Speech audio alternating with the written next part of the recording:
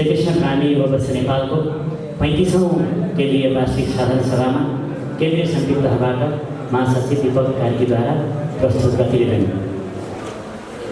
म यो प्रतिवेदनमा भएका कुरालाई संक्षिप्त रूपमा मात्रै हजुरको बीचमा प्रस्तुत गर्ने जमर्को गर्न चाहन्छु। श्रीकृष्ण प्राणी निजानन्द सम्प्रदायमा दीक्षित प्रणामी युवाहरूको बीचमा धार्मिक, आध्यात्मिक तथा सामाजिक सेवाको भावना वृद्धि गरी युवाहरूका बीचमा पारस्परिक सामञ्जस्यता कायम गर्दै सेवा तथा कल्याणका कार्यहरूमा संलग्नता बढाउन, सेवा र परोपकारमा संस्थागत ढङ्गले एकबद्ध भई युवाहरू परिचालन गर्ने उद्देश्यले 2047 माघ 18 गते जिल्ला प्रशासन कार्यालय ललितपुरमा विधिवत रूपमा दर्ता भई श्रीकृष्ण प्राणी युवा वर्ष नेपालको स्थापना भएको हो। स्थापना कालदेखि परिषदले धार्मिक तथा सामाजिक सेवामा युवाहरूलाई प्रेरित गर्दै आइरहेको छ। परिषदले पूर्वीय दर्शन र हिन्दू संस्कृतिको जगेर्ना गर्ने मूल सिद्धान्तलाई आधार बनाई संस्कृतिको संरक्षण, सम्वर्धनमा, विकासमा सक्रिय भूमिका निर्वाह गर्दै आउनुका साथै युवाको नेतृत्व तथा क्षमता विकासका लागि आध्यात्मिक जागरणसहित व्यक्तित्व र विकास तथा परामर्श सम्बन्धी कार्यक्रमहरू सञ्चालन गरिरहेको छ। श्रीकृष्ण प्राणी समाजमा आबद्ध सम्पूर्ण युवाहरूको संलग्नतामा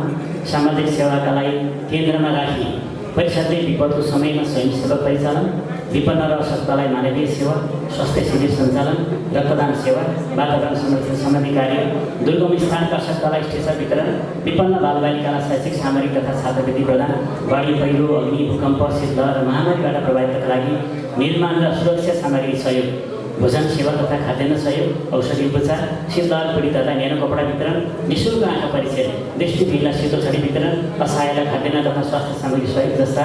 सेवाका कार्यहरू गर्दै आएको छ। यस किसिमको कार्यमा परिषदको केन्द्रदेखि प्रदेश, जिल्ला र प्रान्त तहको अगुवाई रहेको छ। साथै सरकारी निकायमा विभिन्न सङ्घ संस्था र सेवाभावी व्यक्तित्वहरूको समन्वय र सहकार्यमा निरन्तर भइरहेको छ। दुर्व्यसन त्यागौँ, सेवामुखी बनौँ भन्ने मूल नारालाई आत्मसात गर्दै परिषदले यहाँ देखाएको भिजनको कार्यक्रम गरेको छ। परिषदको 14औं राष्ट्रिय महाधिवेशन 2081 आश्विन 3 र 4 र 5 गते काठमाडौँको नौतुनधाममा भएको परिषदको 14औं राष्ट्रिय महाधिवेशनको अवसरमा प्राणी समाजका विशिष्ट व्यक्तित्वहरूमध्येबाट धार्मिकतर्फ पण्डित श्री मुरलीधर गजुरेल नुवाकोट, सामाजिकतर्फ श्री भुवनमान प्रधान काठमाडौँ, साहित्यतर्फ श्री लोकनाथ दाहाल तथा कमला दाहाल झापा, महिलातर्फ श्री सीता खत्री उदयपुरलाई सम्मान पत्र तथा नगद रु 51,000 सहित सम्मान गरिएको थियो। परिषदको विशेष महाधिवेशन टिकौली चितवन हजुरहरू सबैलाई अवगतै छ। 14औं राष्ट्रिय महाधिवेशन स्थगन भयो। त्यसपछि मिति 2082 फाल्गुन 16 र 17 गते चितवनको टिकौलीमा विशेष महाधिवेशन सम्पन्न भयो। 28 सदस्यीय केन्द्रीय कार्य समिति त्यो महाधिवेशनले चयन गरेको थियो। साङ्गठनिक अवस्था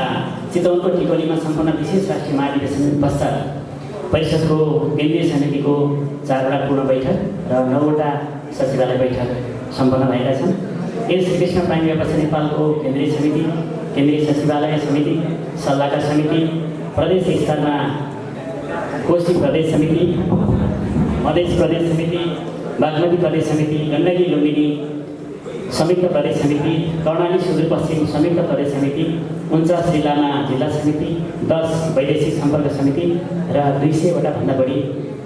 प्राथमिक समितिहरू क्रियाशील रहेका छन्। यसरी परिषदमा हजारौँ युवाहरू सङ्गठित छन्। परिषदको प्रशिक्षण विभाग, सङ्गठन विस्तार तथा सचिवालय व्यवस्थापन विभाग, आर्थिक सङ्कलन तथा व्यवस्थापन विभाग, धार्मिक विभाग,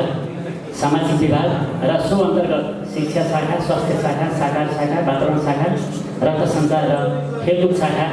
रहेका छन्। साथै स्वयंसेवक विभाग, विपद व्यवस्थापन विभाग, वैदेशिक सम्पर्क विभाग, प्रविधि विभाग, जिन्सी व्यवस्थापन विभाग गरी 10वटा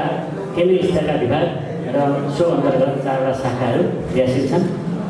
परिषदको विधानमा उल्लेखित उद्देश्य हासिल गर्न तथा कार्यक्रमहरू कार्यान्वयन गर्न वार्षिक अगाडि तथा कार्यक्रमहरू तर्जुमा गरी कार्यक्रममा ल्याइएको छ। यो धेरै छन्। यसमा हजुरहरूको हातमा प्रतिवेदन छ। म उदाहरण रूपमा मात्रै यसको बिचमा राख्न चाहन्छु। युवा विकास, जागरण तथा सङ्गठन सुदृढीकरणमा हामीले विविध कार्यहरू गरेका छौँ। त्यसपछि विभिन्न प्रदेश समिति, जिल्ला समिति, प्राथमिक समितिसँग समन्वयमा पनि विविध कार्यहरू भएका छन्।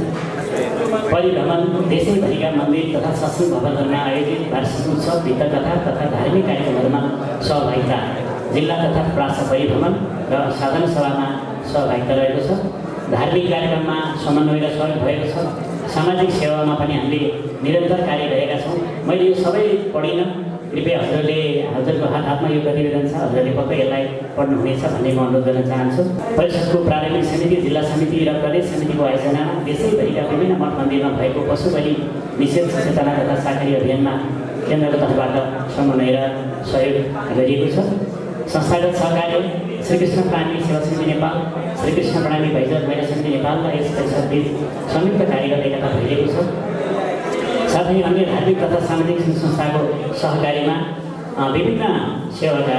कार्यहरू भइरहेका छन्। स्वयंसेवक परिचालन विभिन्न समयमा देशका विभिन्न स्थानमा आयोजित 108 पाठ पारिन धार्मिक तथा सामाजिक कार्यक्रमहरूमा परिषदको तर्फबाट सक्रिय रूपमा स्वयंसेवा भएको छ। आर्थिक सहयोग विभिन्न स्थानमा आयोजित 108 पाठ पारिन धार्मिक तथा सामाजिक कार्यहरूमा परिषदको तर्फबाट आर्थिक सहयोग गरिएको छ। परिषदको 34औं वार्षिक उत्सव कार्यक्रम, परिषदको 34औं वार्षिक उत्सवको अवसरमा परिषदको केन्द्रीय समितिको समन्वयमा देशैभर रक्तदान कार्यक्रम, मन्दिर सरसफाइ, सरकारी भोजन सेवा र विभिन्न अस्पतालमा फलफुल सहयोग र परिषदको युवा विकास राष्ट्रिय कोष डाक्टरमध्ये ढङ्गमा हुनुभएका सुन्दर सार्थकको स्मृतिमा श्री नतोधन काठमाडौँमा हामीले हरेक वर्ष 11 पाठ पारेन एवं दीप प्रज्वलन गर्ने गरिएको छ र यो वार्षिक उत्सव देशैभरिका हाम्रो सबै प्रकारका समितिहरूले पनि आयोजना गरिरहनु भएको छ। युवा विकास राष्ट्रिय कोष परिषदद्वारा स्थापित युवा विकास राष्ट्रिय कोषमा यो वर्ष 2,98,750 रकम थप भएको छ। परिषदद्वारा स्थापित युवा विकास राष्ट्रिय कोषबाट सिर्जित ब्याज रकमबाट माताहतका समितिलाई विभिन्न कार्यक्रमको शीर्षकमा प्रदान गरिँदै आएको आर्थिक सहयोगको लागि छुट्टै कार्यविधि तयार गरी सो रकम परिचालन गर्ने हामीले निर्णय गरेका छौँ। केन्द्रीय पुरस्कार कोष परिषदले देहाय बमोजिमको केन्द्रीय कोष स्थापना गरेको छ। कमल कृष्ण मणि कुमारी स्मृति पुरस्कार कोष 2066 जुन प्रत्येक वर्ष प्रदान गरिनेछ। उक्त कोषका संरक्षक हाम्रो आदरणीय श्री मदन कृष्ण शर्मादाई र शारदा शर्मा पुडासिनी हुनुहुन्छ। यसै गरी रामोलीलाई स्मृति पुरस्कार कोष 2069 प्रत्येक 3 वर्षमा हामी प्रदान गर्छौँ, जसको संरक्षक हाम्रो परिषदका आदरणीय पूर्व केन्द्रीय अध्यक्ष श्री बद्रीबहादुर कार्की र शान्ति कार्की हुनुहुन्छ। कृष्णमणि दिपा प्याकुरेल राष्ट्रिय भक्ति सङ्गीत पुरस्कार कोष 2069 त्यो पनि प्रत्येक वर्ष हामीले प्रदान गर्छौँ, जसको संरक्षक परिषदका पूर्व केन्द्रीय अध्यक्ष श्री नुरनाथ सुवेदी र सरस्वती सुवेदी हुनुहुन्छ। प्रेम पिलाई स्थित महिला सम्मान पुरस्कार 2078 प्रत्येक 3 वर्षमा हामी प्रदान गर्छौँ, जसको संरक्षक हाम्रो आदरणीय श्री धर्मप्रसाद भट्टराई र सुनिता भट्टराई हुनुहुन्छ। यी सबै पुरस्कार कोषहरूमा जम्मा करिब रु 13,11,000 पैसा जम्मा भएको छ। केन्द्रीय सचिवालय सञ्चालन श्रीकृष्ण प्राणी मन्दिर श्री प्राणनाथ आश्रम कोटेश्वरको भवनमा रहेको यस परिषदको केन्द्रीय सचिवालयको थप व्यवस्थापनको लागि उक्त सचिवालयको एक कार्यालय कोठालाई पहिलेकै अवस्थालाई निरन्तरता दिई एक स्टोर, एक बैठक कक्ष र एक खुल्ला हलको संरचना तयार गरी 2082 श्रावण महिनाबाट हामीले सचिवालयलाई नियमित रूपमा सञ्चालनमा ल्याएका छौँ। यहाँ यो प्रतिवेदनमा विभागीय प्रतिवेदन, सामाजिक विभागको कार्य प्रगति विवरण रहेको छ र सँगसँगै विपद व्यवस्थापन विभागको पनि प्रतिवेदन छ। विभिन्न प्रदेश समिति, विभिन्न जिल्ला समितिको पनि हामीले यो प्रतिवेदनमा उहाँहरूको प्रगतिलाई संक्षिप्त रूपमा समावेश गरेका छौँ। अब म हाम्रो आगामी वर्षको नीति तथा कार्यक्रम यहाँको बिचमा प्रस्तुत गर्न चाहन्छु। साङ्गठनिक योजना, वार्षिक कार्ययोजना, कार्यशालाको आयोजना गरी वार्षिक क्यालेन्डर तय गर्ने र सोही बमोजिम कार्यक्रम सञ्चालन गर्ने, युवा नेतृत्व तथा व्यक्तित्व विकास, वित्तीय साक्षरता सम्बन्धी प्रशिक्षण तथा गोष्ठीहरू उमेर समूह विभाजन गरी सञ्चालन गर्ने, युवा विकास राष्ट्रिय कोषको मूल धनलाई लक्ष्यमा पुर्याई त्यसको ब्याजबाट आर्थिक रकमलाई राष्ट्रव्यापी कार्यक्रमहरूमा प्राथमिकता दिई परिचालन गर्ने, प्रासद जिल्ला प्रदेश र केन्द्र बीचको अन्तर सम्बन्ध र आन्तरिक सञ्चारलाई प्रभावकारी बनाउन दैनिक रूपमा सचिवालय सञ्चालन गर्ने व्यवस्था मिलाउने, प्रणाली समाज एवं युवा जमातलाई ऊर्जाशील, सकारात्मक, नैतिकवान बनाउन आवश्यक फेलोसिप तथा परिभ्रमणका कार्यक्रमहरू सञ्चालन गर्ने,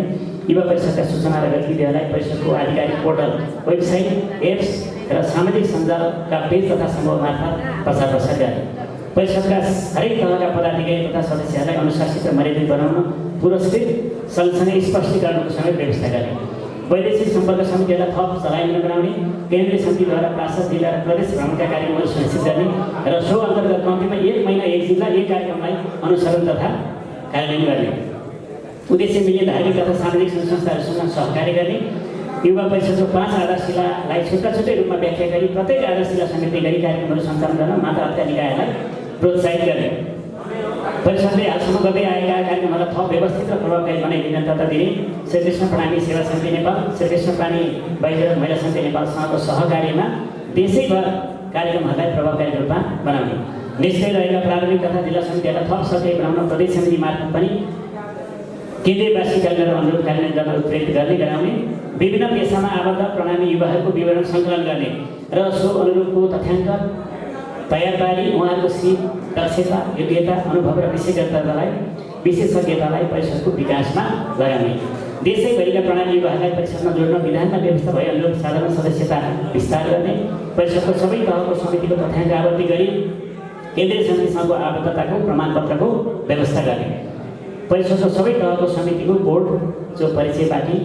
सम्बन्धित मन्दिर, सत्सङ्ग भवन र बाइक पर्ने स्थानमा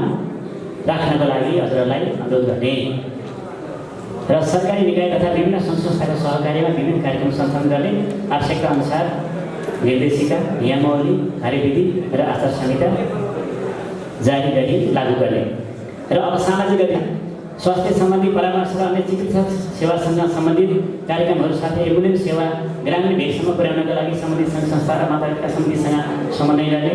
अध्ययनको सिलसिलामा देशैभरिबाट उपत्यकामा आउनुभएका प्रणामी युवाहरूलाई आवासको लागि सहुलियत सरकारी छात्रावास होस्टेलको व्यवस्थाको लागि समन्वय गर्ने, रक्तदान कार्यक्रमलाई देशव्यापी रूपमा सञ्चालन गर्ने र रक्तदाताहरूको एकीकृत तथ्याङ्क तयार पारी आवश्यक रगतको व्यवस्था मिलाउने, सरकारी अभियान प्रचार प्रसारको लागि विभिन्न स्टिकर, कम्प्लेट लगायतका प्रचार सामग्रीलाई छपाई गरी निःशुल्क वितरण गर्ने, सरकारी तथा दुर्व्यसनमुक्त समाज निर्माण अभियान अन्तर्गत विद्यालय तथा कलेजका विद्यार्थीहरूमा सचेतना अभियानको कार्यक्रम गर्ने, विपन्न समुदायलाई लक्षित गरी न्यानो कपडा वितरण, भोजन सेवा, शैक्षिक सामग्री वितरण लगायतका गतिविधिहरूलाई निरन्तरता दिने, श्रीकृष्ण प्राणी मन्दिर, सत्सङ्ग भवन तथा सेवा आश्रमहरूको संरक्षण र सुरक्षामा आवश्यक सहजीकरण गर्ने, शिक्षा, स्वास्थ्य, सरसफाइ तथा वातावरण संरक्षण सम्बन्धी सचेतनामूलक कार्यक्रमहरूलाई निरन्तरता दिने, युवाको सर्वाङ्गीण विकासको लागि अत्यावश्यक व्यक्तित्व विकास, क्षमता विकास, भक्ति सङ्गीत, खेलकुद लगायतका प्रतियोगितामूलक कार्यक्रमहरूलाई निरन्तरता दिने, अति विपन्न वर्गका बालबालिकालाई लक्षित गरी छात्रवृत्ति कार्यक्रमलाई केन्द्रीकृत रूपमा सञ्चालन गर्ने, सुरक्षा निकायसँगको समन्वयमा परिषदमा आबद्ध युवाहरूलाई स्वयंसेवी सम्बन्धी तालिमहरूको व्यवस्था गर्ने। अब धार्मिक गतिविधि, युवाहरूमा धार्मिक सिद्धान्त र सामाजिक भावना जागृत गराउनको लागि धार्मिक तथा आध्यात्मिक प्रशिक्षण कार्यक्रमलाई व्यापक बनाउने, पाठ्यक्रममा आधारित बालबालिकाको स्वास्थ्य कार्यक्रमलाई वाइजरल महिला समिति नेपालको सहकार्यमा देशव्यापी बनाउने, केन्द्रीय समितिसहित विभिन्न तहमा संस्थागत तथा धार्मिक प्रशिक्षणको आयोजना गर्ने, घर घर जागरी जनजन जागरी अभियानलाई व्यापकता दिने, युवाको चरित्र निर्माणको लागि हरेक बैठक तथा कार्यक्रम सञ्चालन अघि अनिवार्य रूपमा ध्यान, चितवनी र सत्सङ्ग विधिहरूलाई अवलम्बन गर्ने,